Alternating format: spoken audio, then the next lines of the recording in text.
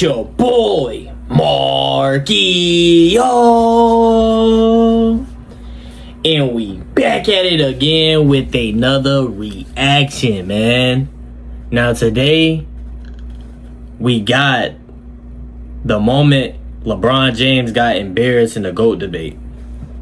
Now, I had something in my mind I wanted to ask my supporters or the people out there that's new to my channel that's not a LeBron fan, that's a Michael Jordan fan, whoever, Larry Bird, whoever your GOAT is. I want to know, first, I want to know, when did y'all ever liked it LeBron James? And two, why you stopped liking LeBron James? That's my question to y'all. Is it because he made super teams, he left Cleveland, he made super teams, now he in Philly, like he making big super teams, or like him starting flopping, or him crying, or him keep calling himself the GOAT? It's not even that one time y'all seen when he was in the barbershop or something like that. That's not the only time he said he was the GOAT. He said he was the GOAT when he was shooting around with his son. His wife called him the GOAT. He said, you can call me 2-3 or the GOAT or something like that. I don't know. I don't remember. I've seen clips on TikTok. But y'all let me know why y'all don't mess with Ron and beat the comments up. Let me know. But make sure y'all like, comment, subscribe. We're on the road to 16K subs. I appreciate y'all so much. Hit the notification bell. I post every single day. And let's get straight into this video, man. I've never seen a better basketball player than Michael Jordan. And I always use this analogy because I don't even put LeBron above Kobe. LeBron is getting ready to pass Michael in the most 30-point games. Okay. To not have passed Michael in 30-point games, and he's played, I think he's on year 20, right? And he's still behind Michael. He's on 23 now. 7 years. This video kind of old, but LeBron is a nice guy. Nobody ever said this about Michael and Kobe. No, and they're like, yo, Barkley's gonna hold his tongue. Here's something that'll blow your mind. Michael Jordan's entire career before winning championships, 6 full years, he only had 4 games shooting under 35%. LeBron? He matched that number in just 1 playoff series against Boston. That one right there made you the greatest player of all time. I'm going to take myself against anybody that's ever played this game. Oh, he got to call me like 2-3 or Bron. Okay. Or, 2-3. You know, that's Jordan. Oh, what? Respectfully, GOAT. What are you talking about? Look, I know you're tired of the endless GOAT debate. The rings, the MVPs, the scoring titles. We've heard it all before. But what if I told you the real story isn't in those headlines? That's corny. Today, we're exposing 3 hidden truths about LeBron's career that his biggest fans don't want you to see. And trust me, after watching this, you'll understand why Jordan versus LeBron was never actually a debate. That Boston series I mentioned, it's just the beginning. What comes next will change everything you thought you knew about basketball's greatest player. The forgotten truth. Let's talk about something everyone gets wrong about Jordan and LeBron, their early years. You see, basketball fans love to say Jordan couldn't win at first either. Right. But hold up. There's a massive difference between not winning and not showing up. Check this out. Before his first ring, Jordan never shot below 40% in a playoff series. Never. Damn. Meanwhile, LeBron, in the 2008 playoffs against Boston, he shot 32% through the first 6 games. We're talking about the self-proclaimed chosen one, missing 2 out of every 3 shots. But it gets better. When Jordan lost in the playoffs early in his career, he was putting up video game numbers against all-time great teams.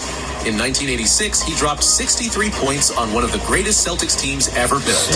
In 89, he averaged 45 points against the Pistons' Bad Boys. You know, the team that invented the Jordan rules just to slow him down. Now, here's where it gets interesting. Let's look at what actually happens when the pressure's highest. Elimination games. Before winning his first championship, Jordan averaged 39 points in games where his team faced elimination. LeBron in the same situation, 27 points. And in 2010, with Cleveland's season on the line, he put up a whopping 15 points against Boston. Think about that. The same LeBron who had Dwyane Wade and Chris Bosh waiting for him in Miami. He basically gave up when his team needed him most. But here's the revelation that'll really mess with your head. In Jordan's entire pre-championship career, he never, and I mean never, had consecutive playoff games shooting under 40%. Wow. LeBron, he did it 4 times in one series. Damn. The same series, against Dallas, in the NBA Finals, as the favorite. This isn't just about stats. This is about showing up when it matters. The numbers don't lie time for the cold, hard truth. Numbers that completely shatter the GOAT debate. We're diving into something called game score, basketball's ultimate measuring stick that tells us exactly how much impact a player had in each game. And these aren't just random stats, they're the wake-up call LeBron fans need. Picture this. Jordan's entire pre-championship career had just one truly bad playoff game. One, his lowest game score, 12.9 against the notorious Bad Boy Pistons, a team so desperate to stop him they invented the Jordan rules. That was his floor, his absolute worst. Every other playoff game, pure dominance. Now brace yourself for LeBron's reality. He didn't just have one game below that mark, not 2, not even 5. He racked up 9 playoff games worse than Jordan's worst performance. In fact, during one Boston series, LeBron did something that seemed impossible. He scored negative points in the game score system. Really? Something Jordan never did in 1,251 career games. Damn. That's right, in his entire career. The story gets even more damaging when we zoom out. Before winning their first rings, Jordan dominated with game scores above 20 in 80% of his playoff appearances. Think about that. 8 out of every 10 playoff games, he was playing at an elite level. LeBron? He barely managed to hit that mark in 58% of his games. And in the infamous 2011 finals, with 2 All-Stars by his side, he couldn't even reach that benchmark once in the final 4 games. The supposed king was playing more like a court jester. But here's the knockout punch. Elimination games. Jason. When everything was on the line, Jordan averaged a superstar-level game score of 28.3. Meanwhile, LeBron put up 19.6, numbers you'd expect from a solid role player, not someone gunning for GOAT status. We're talking about the difference between a lion and a house cat when the pressure's highest. These aren't cherry-picked stats either. The pattern shows up everywhere. Field goal percentage? Jordan shot over 45% in playoff games before his first ring. LeBron? He had entire series shooting under 35%. True shooting percentage? Jordan never dipped below 52% in a playoff series. Wow. LeBron had multiple series in the 40s. Win shares? Jordan averaged 0.214 per 48 minutes in the playoffs before his first championship. LeBron? A measly 0.156. And if you really want to talk about consistency, consider this. Jordan never had back-to-back playoff games shooting under 40% before winning his first ring. Never. Meanwhile, LeBron managed to do exactly that in the 2011 finals. Not once, not twice, but 4 games in a row. 4 consecutive games in the NBA Finals, with 2 other superstars on his team. The championship mindset. The difference between Jordan and LeBron goes deeper than just numbers. It's about that killer instinct, something you can't measure, but everyone who watched basketball in the 90s remembers about Jordan. That look in his eyes when the fourth quarter started wasn't just intensity.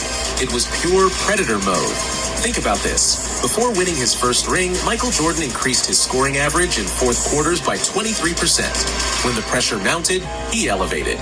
His teammates often talk about how he'd walk into the huddle and say, "Give me the ball and get out of the way." And then he'd deliver. Every single time. Compare that to LeBron in the 2011 finals. Fourth quarter stats tell a story so shocking, you might think it's a typo. Game 1, 5 points. Game 2, 2 points. Game 3, 2 points. Game 4, 0 points. And Game 5, another 2 points. That's 11 total points across 5 fourth quarters in the NBA Finals. Jordan averaged that in a single fourth quarter during the 91 playoffs. But here's what really separates them. Their response to defensive pressure. When teams tried to stop Jordan, he took it personally. The Pistons created the Jordan rules. He went home, added 15 pounds of muscle, and came back stronger. The next season, those same Pistons couldn't stop him. Meanwhile, in that 2011 finals, Jason Terry, a 6'2" backup guard, shut down LeBron James. The same LeBron who called himself the chosen one. The same LeBron who promised not 1, not 2, not 3 championships. He got outplayed by Jason Terry. in the NBA Finals. Jason Terry, at bro. age 26, Michael Jordan in would his never get absolute outplayed by. prime. Jordan's If he mentality did, was he simple: dominate or die trying. In elimination games, his scoring average jumped from 33 points to 39. Damn, LeBron, boy. his numbers actually dropped. Before his first championship in win-or-go-home games, his scoring dipped from 28 to 24 points. That's the difference between someone who wants the pressure and someone who feels the pressure. Remember those famous Jordan quotes? "I've failed over and over again, and that's why I succeed." Meanwhile, LeBron's most famous quote from his early finals appearances: "All the people that were rooting on me to fail, they have to wake up tomorrow and have the same life that they had before." One guy embraced the challenge, the other made excuses. The proof is in those pivotal moments. Jordan's worst playoff game still showed 23 points of effort. Even when his shot wasn't falling, he found ways to impact the game. But LeBron's disappearing acts? Those weren't just bad games, they were complete mental shutdowns. The breaking point. The 2011 NBA Finals wasn't just a series LeBron lost, it was the moment that permanently damaged his GOAT case. Picture this: Miami Heat, stacked with prime Dwayne Wade and Chris Bosh, heavily favored against an aging Dirk Nowitzki and the Dallas Mavericks. The stage was set for LeBron's coronation. Instead, we witnessed the biggest superstar meltdown in NBA Finals history. And I'm not exaggerating, the numbers are staggering. In Game 4, with the series tied 2-2, LeBron scored exactly 8 points. 8 points. A career low in the playoffs. For context, Jordan's lowest scoring playoff game ever was 15 points, nearly double LeBron's total. And this wasn't some early career stumble. LeBron was 26 years old, right in his prime, with 2 MVP trophies at home. The collapse was so severe that teammates had to defend LeBron in press conferences. Imagine Michael Jordan needing Chris Bosh to explain why he couldn't score in double digits. It never happened because it couldn't happen. But what truly seals this as the ultimate proof against LeBron's GOAT case? His response to pressure. When Dallas adjusted their defense, LeBron didn't adjust back. He froze. From games 2 through 5, he averaged a mere 2.2 points in fourth quarters. Jordan's worst fourth quarter average in any finals series, 10.8 points. The breaking point wasn't just about scoring, it was about presence, about leadership. While Dirk Nowitzki was fighting through a 101-degree fever to hit game winners, LeBron was passing up open shots. While Jason Terry was calling out LeBron in the media and then backing it up with his play, LeBron was shrinking from the moment. Remember this fact: in their entire playoff careers before winning a championship, Jordan never, not once, shot below 40% in consecutive playoff games. LeBron did it 4 straight times in these finals. 4 straight games. In the biggest moment of his career. And here's what makes this series the ultimate nail in the GOAT debate coffin. Jordan's worst finals performance would have been LeBron's best performance in this series. Think about that. Michael Jordan at his absolute worst was still better than LeBron at his supposed peak. This wasn't just a loss. This was proof that when everything was on the line, when all the chips were down, LeBron James wasn't just not Jordan, he wasn't even close. The final verdict. What we've uncovered today isn't just evidence against LeBron's GOAT case, it's a complete embarrassment to everyone who ever tried to put him on Jordan's level. Remember how this all started? LeBron calling himself the chosen one. Promising not 1, not 2, not 3 championships. The self-proclaimed kid from Akron who'd be better than Jordan. But what did we find instead? A superstar who got outplayed by Jason Terry in the NBA Finals. A king who scored 8 points in a crucial finals game. An MVP who couldn't crack double digits in fourth quarters when it mattered most. This isn't just falling short, it's flat out embarrassing. The numbers are brutal. 9 playoff games worse than Jordan's worst game ever. 4 straight finals games shooting under 40%. Negative game scores in crucial moments. Each stat more embarrassing than the last. Some LeBron defenders say, but he made more finals. Really? Jordan faced 38 50-win teams in the playoffs. LeBron, just 21st. Jordan's path was through the war zone of the Eastern Conference. LeBron's path? Well, let's just say there's a reason he dominated a weaker era. Here's the ultimate embarrassment. In year 20, LeBron's about to pass Jordan in total 30-point games. After playing 7 more seasons. That's like bragging about winning a marathon when you had a 7-mile head start and barely finished first. The GOAT debate ends here. Not because LeBron isn't great, he clearly is, but because putting him next to Jordan isn't just wrong. Disrespectful. It's embarrassing.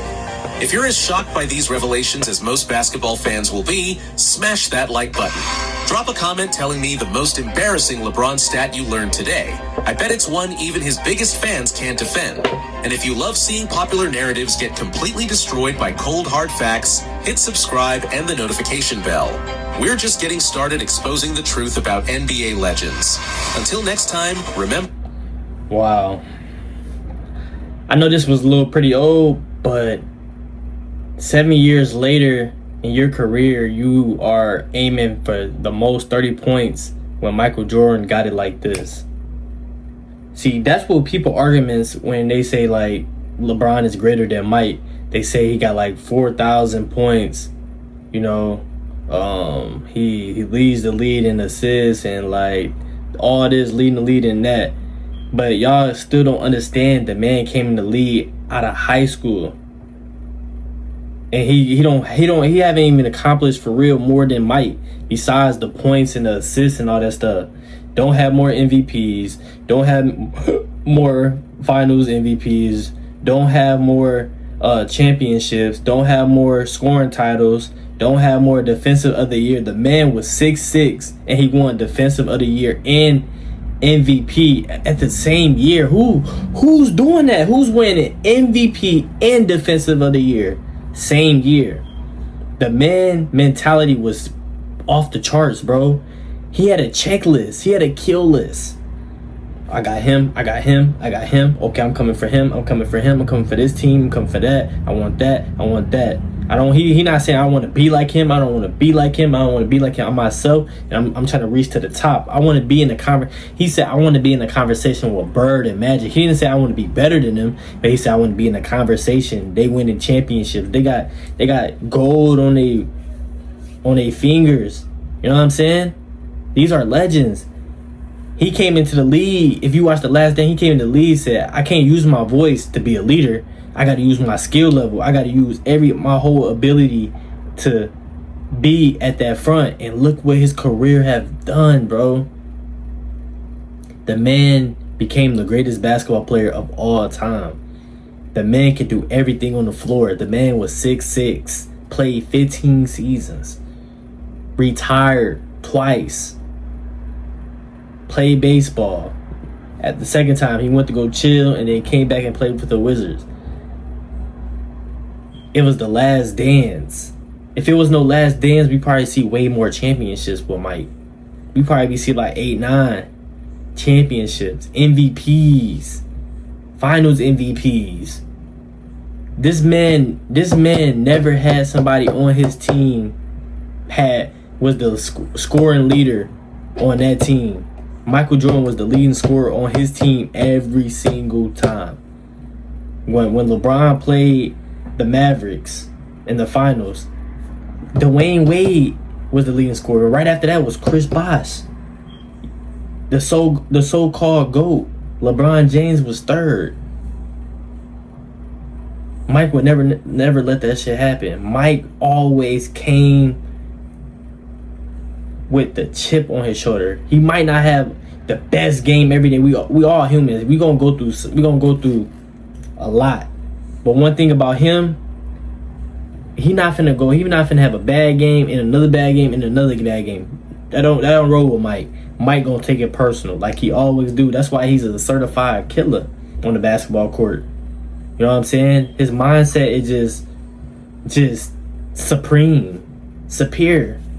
You know what I'm saying? We'll never probably see another Michael Jordan ever in life. His peak was different. Just like Kobe. Kobe was just like Mike.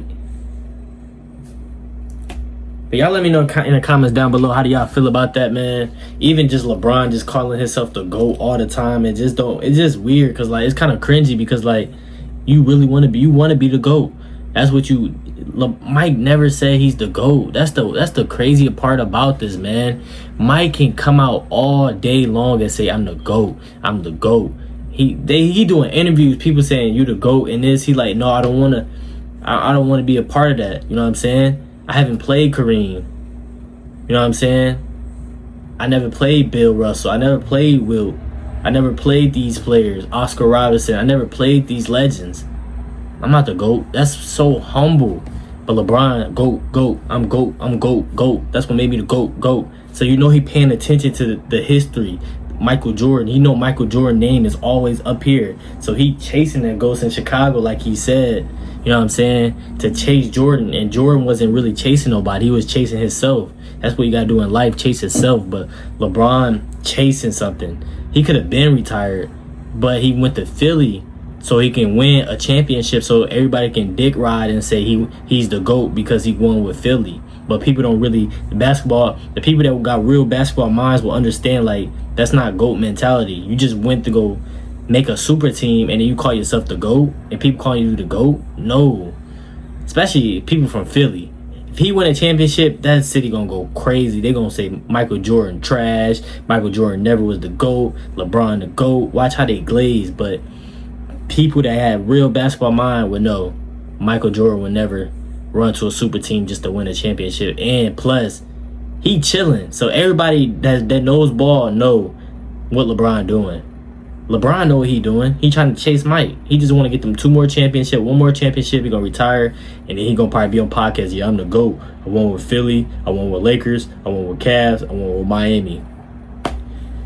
Crazy. Y'all let me know in the comments down below how y'all feel about that. Beat the comments up, man. Beat it up, man. We on the road to 16K subs. Hopefully I become one of y'all favorite reactors, man. My young man, I'm 22 years old, finna be 23 in November. You know what I'm saying? So fresh little mind. Just learning from the OGs, learning from everybody. You know what I'm saying? I do my research. But I appreciate y'all so much. Hit the notification bell, hit the subscription. It's free. And your boy Markio is out.